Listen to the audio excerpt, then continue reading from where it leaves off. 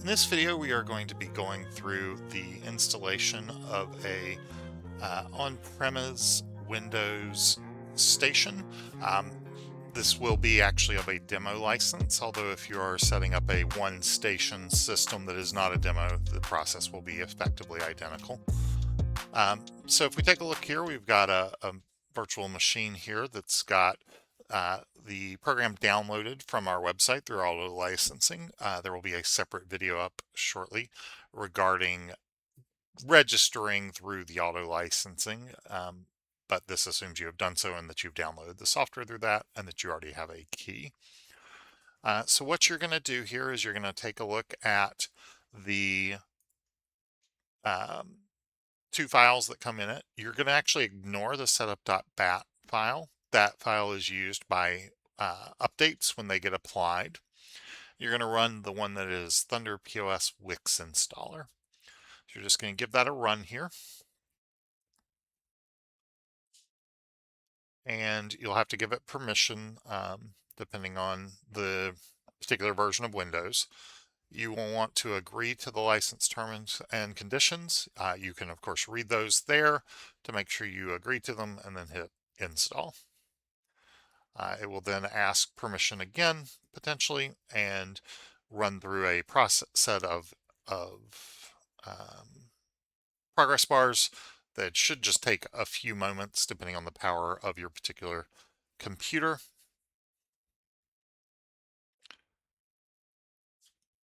And then it will be installed.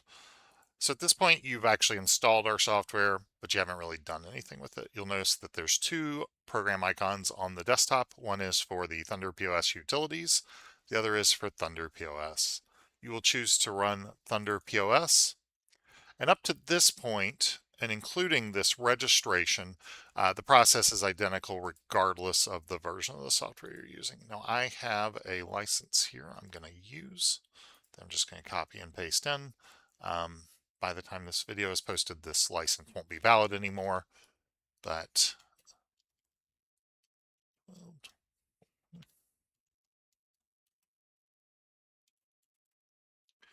we're just going to pull that out here into the software, and you can similarly just copy and paste your own key into the program here.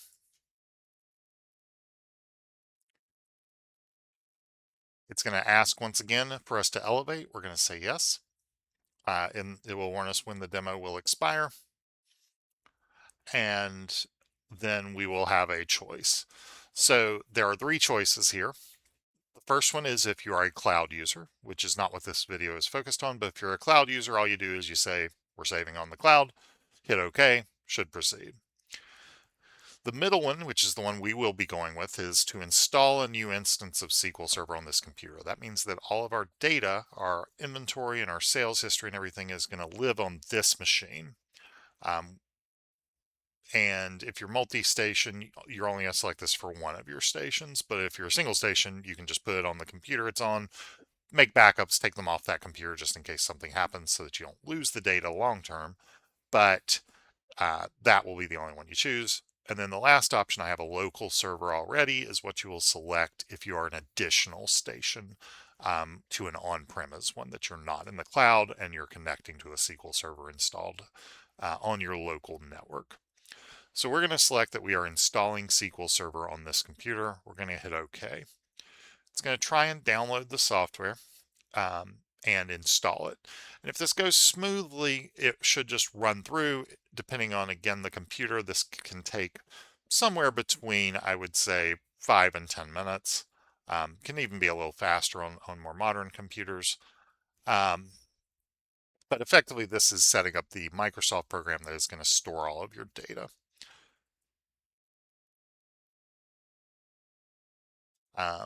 So this, like I said, and it should proceed cleanly here. It may give you a warning depending on the particular circumstances that you're installing it on. There are certain versions of Windows 11, certain pieces of hardware, particularly around pre-built machines that are a little higher end, where the configuration that it comes with won't work for installing SQL Server. In that case, it will tell you to go into the utility and run a command there that will fix that and then reboot the computer. You can also, of course, always contact support if you have trouble installing this. The other option, or the other thing that we will sometimes run into, is that SQL Server actually won't install if there are Windows updates that have been installed and the computer needs to be rebooted before they take effect. Microsoft actually blocks installation of a lot of their software in those circumstances. If that's the case, you'll just have to reboot the system, let it apply updates, and it should proceed. Um, so what it's going to do here is it's going to install the SQL Server, and then it's going to set up a blank database. And as soon as it finishes doing that, which it actually is about done here, then it's going to proceed into the software. So we'll give it just a moment here.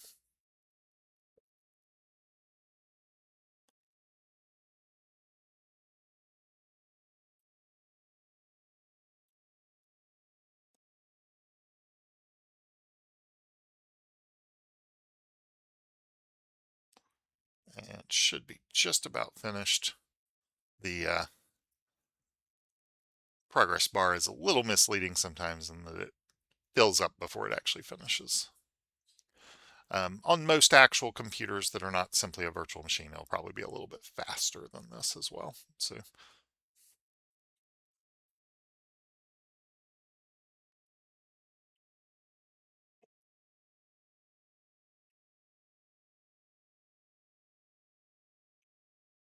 and it is completing now, and it should proceed onwards. It does some configuration things there to make it easier for additional stations to connect in.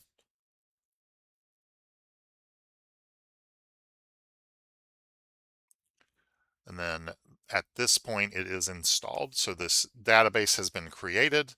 It's set up on this computer. You can connect in. Now, we sometimes have people, especially with demos, who want to reset the database. Just uninstalling SQL Server and reinstalling it will not work for that because it will leave those database files in place. It'll actually prevent it from installing a new database. If you want to do that at the end of your demo period before you start actively using it, so we're just going to go through right quick here. There is an initialization process that allows you to select the basic options that you would use in the software, including setting a password and selecting your initial, register layouts and everything. So we can do that, filling out your sales tax rates. All of this can be changed later. It doesn't have to be something that you necessarily fill in right away if you just want to start looking at the software, but you can fill it out based on the options that you're likely to want.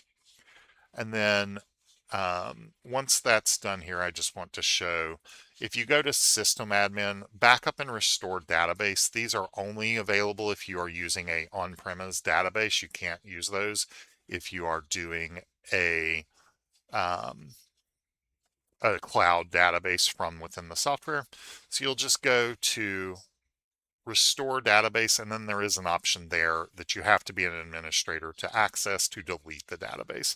And in the event that you want to, during a demo period, reset your database, that's the way to do it, not through any sort of like uninstalling. That's not necessary. So once this is done, you're good to start using the demo or to start using the software. If you're restoring a database because you're moving a station from another computer, then under System Admin and then Restore Database is where you go. But if you have any trouble with this process, feel free to contact support. We just want this guide out here for people who want to take care of it themselves or who are doing it outside of supported hours. Thank you for watching.